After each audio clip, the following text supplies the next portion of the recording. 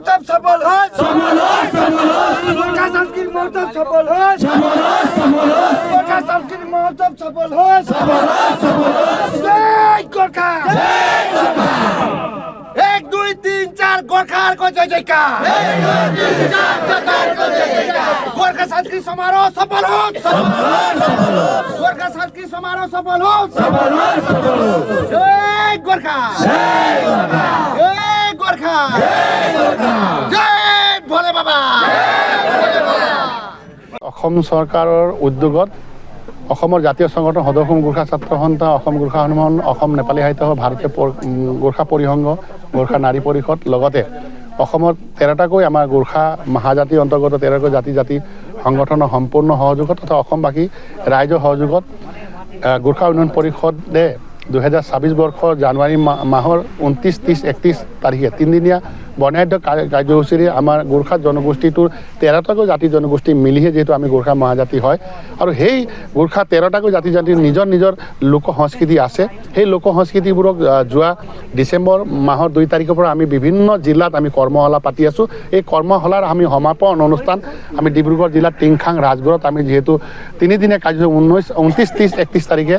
2026 তাৰিখে আমি সম্পন্ন কৰিব গৈ আছোঁ সেইকাৰণে অসমবাসী ৰাইজক বিশেষ গোৰ্খা জনগোষ্ঠীৰ বিশেষ লোক সংস্কৃতিমূলক যি অনুষ্ঠানটোত সকলোকে উপস্থিত থাকিবলৈ মই বিনম্ৰতে অনুৰোধ জনাইছোঁ তো অনুষ্ঠানত অসমৰ মাননীয় মুখ্যমন্ত্ৰী ডাঙৰীয়াক আমি নিমন্ত্ৰণ জনাইছোঁ লগতে আমাৰ বিভাগীয় মন্ত্ৰী বলিষ্ঠ মন্ত্ৰী পীযুষ হাজৰিকা ডাঙৰীয়াক আমি নিমন্ত্ৰণ জনাইছোঁ যিহেতু আমাৰ যিখন ঠাইত আমি অনুষ্ঠান পাতিছোঁ আমাৰ বিশেষ কালচাৰেল মিনিষ্টাৰ বিমল বৰা ডাঙৰীয়া তেওঁৰ সমষ্টিত আমি অনুষ্ঠানটো পাতিছোঁ বিমল বৰা ডাঙৰীয়া উপস্থিত থাকিব উজনি অসমত যিহেতু মন্ত্ৰী আমাৰ যোগেন মোহন ডাঙৰীয়া তেনেধৰণে প্ৰশান্ত ফুকন ডাঙৰীয়া ৰূপেশ গোৱালা ডাঙৰীয়া তেনেকৈ ধৰি আমাৰ ডক্টৰ আমাৰ ৰণোজ পেগুৰ ডাঙৰীয়াক প্ৰমুখ কৰি গোৰ্খা জনগোষ্ঠীৰ অন্যতম দুজন বিধায়ক আমাৰ ভাস্কৰ শৰ্মা ডাঙৰীয়া গণেশ লিম্বু ডাঙৰীয়াৰ লগতে আমাৰ যিমানখিনি গোৰ্খা জনগোষ্ঠীয় লগত যোগাযোগত থকা যিমানখিনি আমাৰ বিধায়কখিনি আছে সকলো বিধায়ককে আমি উপস্থিত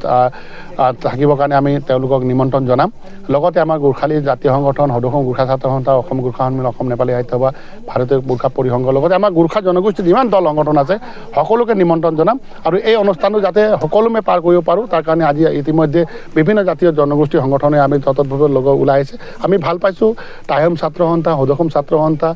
আদিবাসী ছাত্ৰ সন্থা চাহ জনগোষ্ঠী ছাত্ৰ সন্থা ভোজপুৰী ছাত্ৰ সন্থা